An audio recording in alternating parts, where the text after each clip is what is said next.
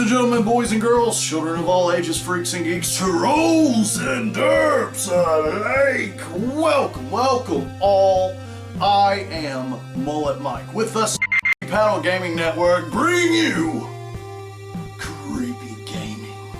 Alright, it's no secret, I like Batman.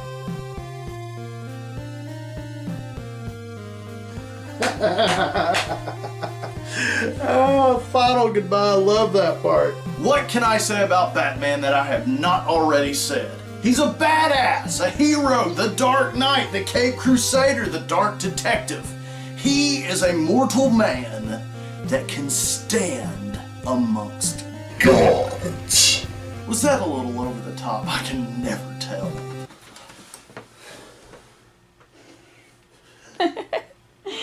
Today, we will be talking about all the creepiness that is in Batman Arkham Knight. Special shout out to all these fine folks right here. Thank you all so much for your suggestions. Really appreciate it. So, without further ado, turn the lights down and the volume up as we journey into some creepy gaming. Oh, dude, fuck you.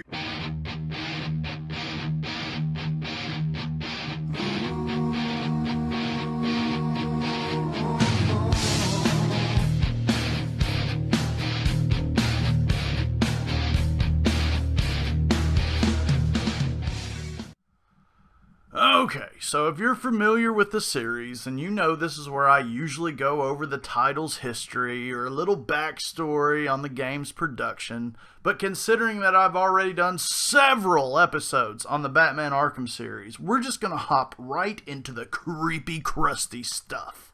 Arkham Knight is littered with nightmare sequences, hallucinations, Easter eggs, and even a jump scare or two. Before the game came out, several trailers dropped in anticipation for the game's eventual release. It was at this time that I learned that the Scarecrow would be this title's lead protagonist, and when I saw the personalized Scarecrow trailer depicting a fear toxin-induced Batman, I already knew that Dr. Jonathan Crane was yet to leave his mark on creepy gaming history. As forementioned, the Arkham series is no phantom stranger to various Easter eggs. In Arkham Knight alone, there are several LexCorp signs, Batgirl suit, Flying Grayson posters. I even found this cool Zatanna sign. As far as creepy Easter eggs go, if you go to the GCPD evidence lockup, you will find numerous masks, hats, dolls, and weapons from the previous game's villains. One noteworthy creepy Easter egg is the Mad Hatter's locker. This includes his hat as well as these disturbing mind-controlling rabbit masks.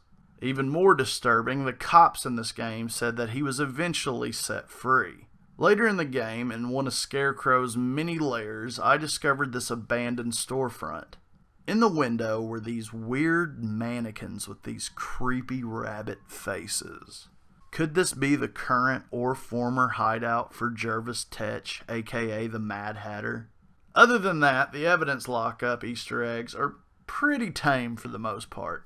I do think it's pretty cool though that there's all these little nods to previous Arkham titles. Hell, they even put Roman Sionis' black mask from Arkham Origins in there. Which, that reminds me while I'm on the subject. I should note, earlier I referred to the game as the true follow-up to the Batman Arkham series. Even though this is technically the fourth game of the series, you might hear me refer to Rocksteady's Arkham trilogy. Batman Arkham Origins was actually developed by a different company, Warner Brothers Montreal, and I guess is considered more of a prequel than anything. So if you hear me refer to it as a trilogy, well, that's why. I'm only counting the Rocksteady games. Hell, even the back of the box refers to it as the end of a trilogy. Don't get me wrong, Batman Arkham Origins was a very decent game, to say the absolute least. But like I've said in the past, it just felt more like an expansion pack to Arkham City, and was way too polished to be a Batman Arkham title. It wasn't nearly as dark or as gritty as Rocksteady Studios' installments. And you want dark? You want grit? Well, holy orphan children, Batman, you got it. This game is fucking dark. I briefly mentioned the trailers earlier. Well, a new trailer debuted at this year's E3, which also serves as the game's opening, that depicted a Batman game like I had never seen before. The trailer's narration started off like a classic film noir detective story, with the clever line, "This is how it happened. This is how the Batman died." Alright, great hook, already creepy, but what came next blew my mind. Here is just a snippet of the game's opening. Hey, I'm sorry to interrupt your dinner, Officer Owens, but there's a guy smoking over there in the corner booth. Wait here. I'll have a word.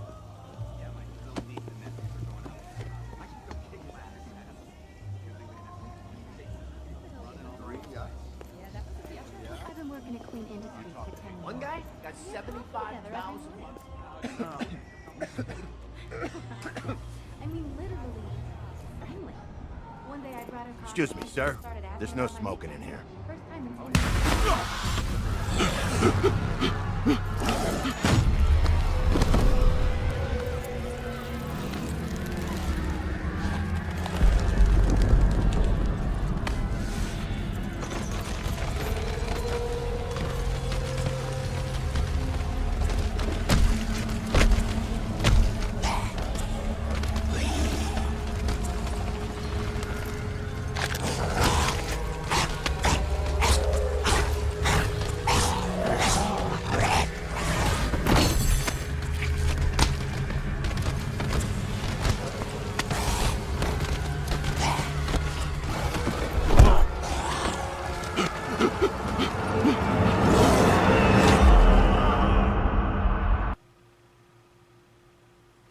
What the hell was that? Is this a Batman game or Silent fucking Hill? Whoa! Whoa! Whoa! Intense! Whoa! Just need a moment.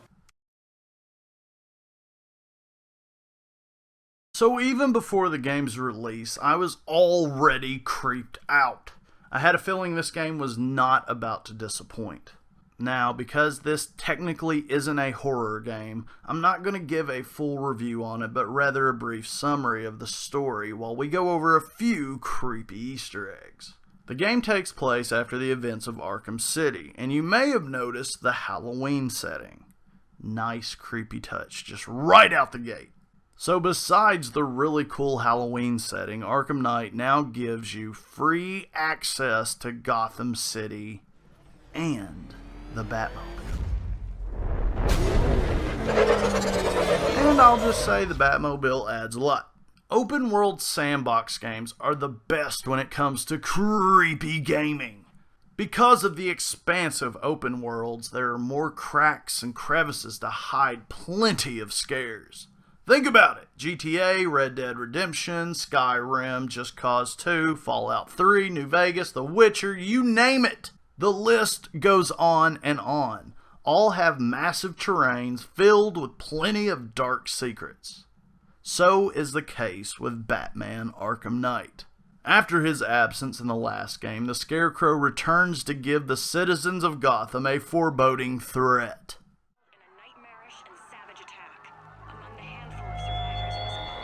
This demonstration used just 5 ounces of my latest toxin. Tomorrow, this will seem like child's play. Gotham, this is your only warning.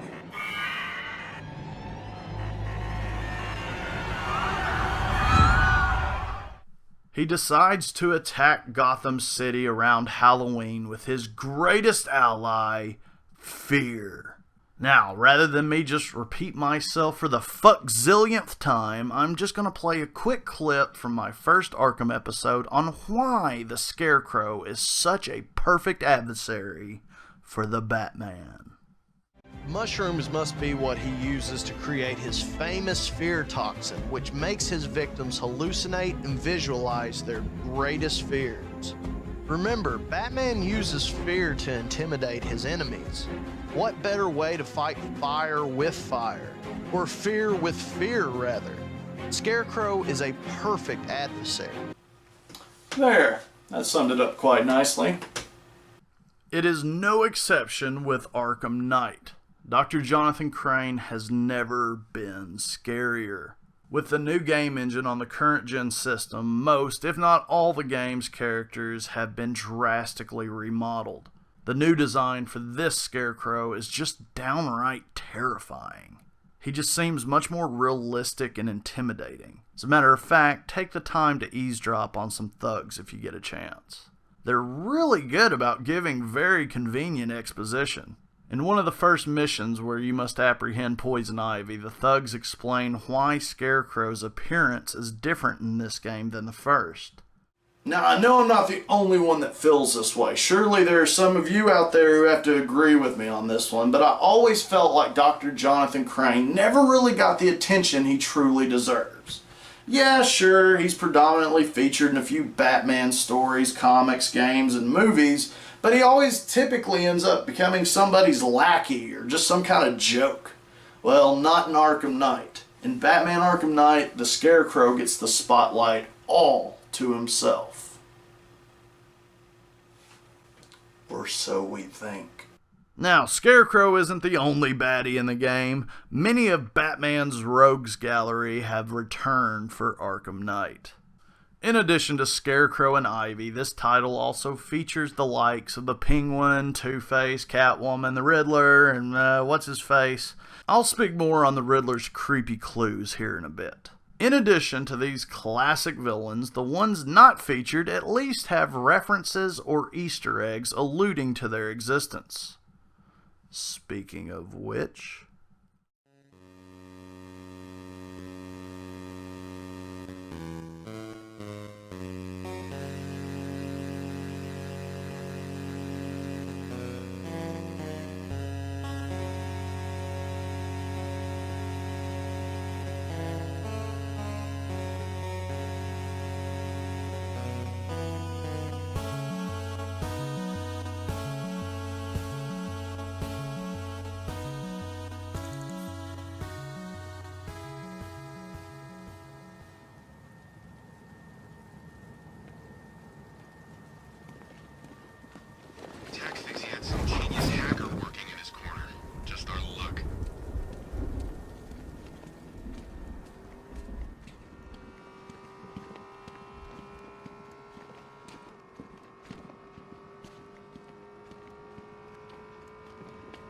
Let's go see the blown-up factory. Come on.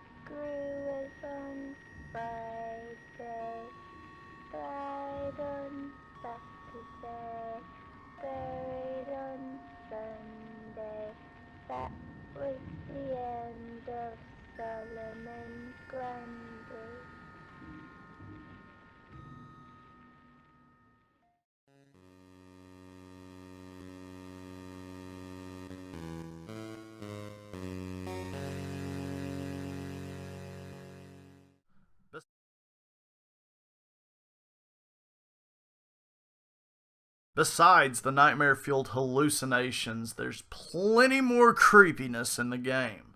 Real quick, minor spoiler, I'll get to the bigger ones later, but the game features a pretty decent jump scare similar to that of Scarecrow's in Arkham City. About a third of the way through the game, you'll make your way to Miagani Island. While there, at first, you won't have access to the Batmobile until you can lower the bridges, so you must rappel and glide your way through this part of the city. At this point of the game, you got Batman leveled up, you've been kicking ass, feeling confident, and then all of a sudden this happens. And yes, it's a jump scare, so fair warning. Where's Harley anyway? She just vanished at the Arkham City shutdown. Damn it! I would understand if this game was a horror game, but it's not. This is a non-horror title. Hell, I even get it like with Mortal Kombat 9's Crypt Monster. At least it's a little more fitting in that game. And yes, granted, this isn't exactly Pokemon, so it's not a kid-friendly game. What is this game rated? Wait a minute.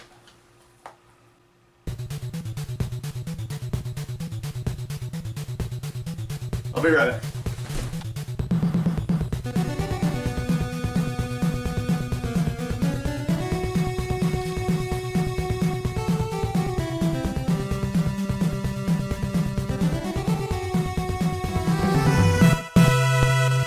That's right, this is the first Batman game that is rated M for mature. Wow. Just wow. That's just the coolest fucking thing I've ever heard in the better half of 10 years. Holy shit. Now, this is what I'm talking about. It's crazy to think that a comic book character intended to sell to children finally gets his first rated M game. I know it's Batman, and if any character can get away with it, it'd be him, but still. It's awesome to see both the video game developers and DC Comics give us, the more mature Bat fans, a tough enough entry that the Dark Knight deserves. Well done. That took balls.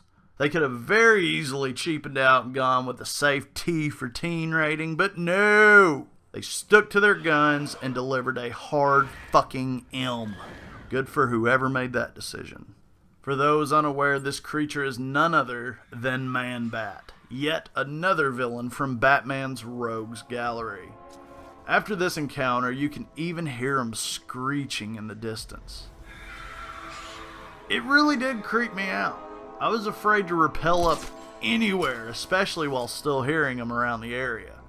After the initial meeting, this will start one of many side quests. This time, you will be the one tracking down the Man-Bat. Alright, so now that we know the game is rated M, just about anything can and will happen. Just leaving us plenty more room for creepiness. Speaking of which, going back to the side quest for a moment, Creature of the Night wasn't the only scary side mission. There's another where a mysterious opera-obsessed serial killer begins stringing up his victims all throughout Gotham, describing them as flawed. Not just that, but by scanning the bodies, you may notice that the serial killer places these disturbing doll-like masks on all of his victims. Well, that's about as much creepiness as I can dive into without going too much into spoiler territory. But if you've already beat the game or just don't care about spoilers, then be sure to join me in the next episode where we will indeed cover more secret side quests, Scarecrow, and now spoilers from Batman Arkham Knight. I think that's going to do it for me today, folks. I want to thank you all so much for watching. I hope you enjoyed. I am Mullet Mike with the on full screen saying keep it, stay creepy. Thanks for watching. Peace.